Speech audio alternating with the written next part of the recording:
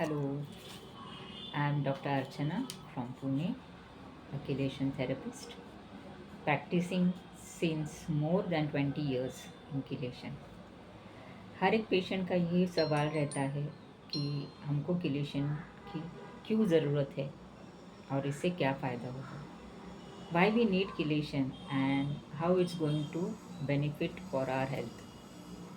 उसका बहुत ही सिंपल सा रीज़न है, बहुत सिंपल सा reason, very simple reason for it, कि जो भी डायबिटिक है, कार्डियक पेशेंट्स है, why you are facing this problems. It is due to free radicals. ये जो फ्री रेडिकल्स है वो कहाँ से आते हैं?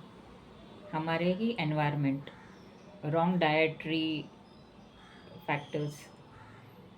बहुत सारे हम जो भी खा रहे हैं, अभी जो डाइट खा रहे हैं उसमें पेस्टिसाइड्स है, केमिकल्स है, वो these are very harmful for our body, so that has to be eliminated from our body. ये जो फ्री रेडिकल्स है ये हमारे बॉडी में कैल्शियम डिपॉजिट्स करते हैं या कैल्शियम्स के साथ डिपॉजिट करते हैं और आर्टरीज और वेन्स में लॉज्ड होते हैं. सो ये जो अथरोस्क्लेरोसिस या ब्लॉक होने का जो प्रोसेस है, it is present in all heart patients and diabetes patients.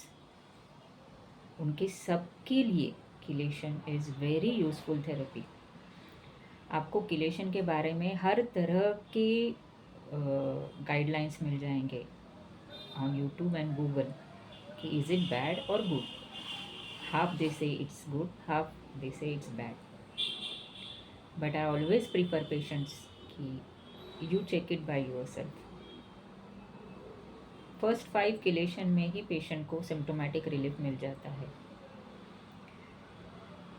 हाँ, बहुत बार ऐसा होता है कि हम री इन्वेस्टिगेट करने के लिए उतना पेशेंट एग्री नहीं होता है. जैसे प्री किलेशन एंजियोग्राफी लेके आते हैं, post chelation they don't want to go for angiography. That is the first foremost thing.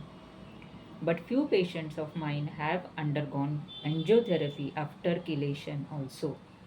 So pre and post may definitely there are good changes, even in their lifestyle also. तो ये chelation therapy क्यों लेना चाहिए?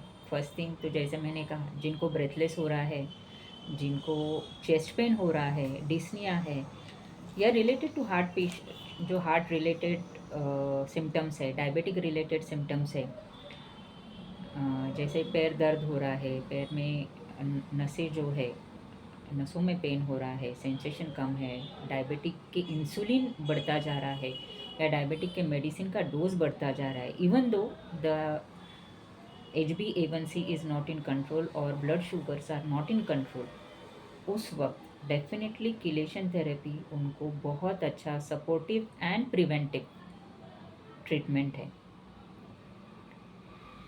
ये तो cholesterol, first तो ये cholesterol कम करता है, जैसे मैंने कहा कि it acts on your free radicals and your blockages. उससे सर्कुलेशन अच्छा रहता है, पूरा body from head to toe circulation अच्छा होता है.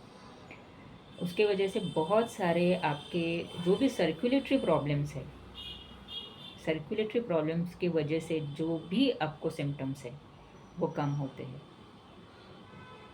इन फर्स्ट 5 किलेशन इटसेल्फ आपको रिलीफ मिलता है. बाकी के नेक्स्ट कितने करने हैं, it depends on patient to patient.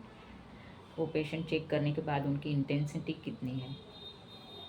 जो इंसान 2 कदम नहीं चल पाता था, वो after chelation therapy he can walk very finally without any discomfort.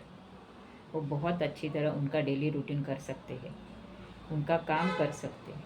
मेरे पास ऐसे भी पेशेंट है कि after bypass, after angioplasty, even after 2 angioplasties they have come to me कि we don't want to go for third angioplasty or bypass now. They have got very nice results. Bypass करने के बाद भी 1-2 साल के बाद they again start same symptoms what they had previous. ऐसे cases में भी chelation is the best treatment. Chelation के साथ साथ आयुर्वेदिक और होम्योपैथिक की भी ट्रीटमेंट दी जाती है। So you get faster results और कम किलेशन में बहुत अच्छे रिजल्ट्स मिल जाते हैं। सो जब भी आपको ये सवाल आए मन में कि why I should go for chelation therapy, so definitely chelation therapy is a nice therapy.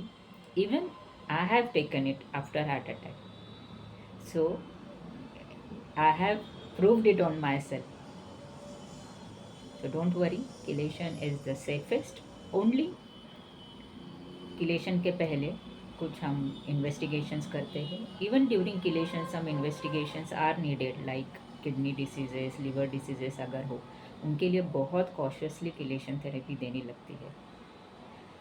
उनमें कैसी देनी है, क्या देनी है, या आपको भी अगर कुछ इन्फॉर्मेशन किलेशन थेरेपी के रिगार्डिंग चाहिए तो definitely you can contact my clinic, Arogya clinic at Pune, Mumbai and Shegaon.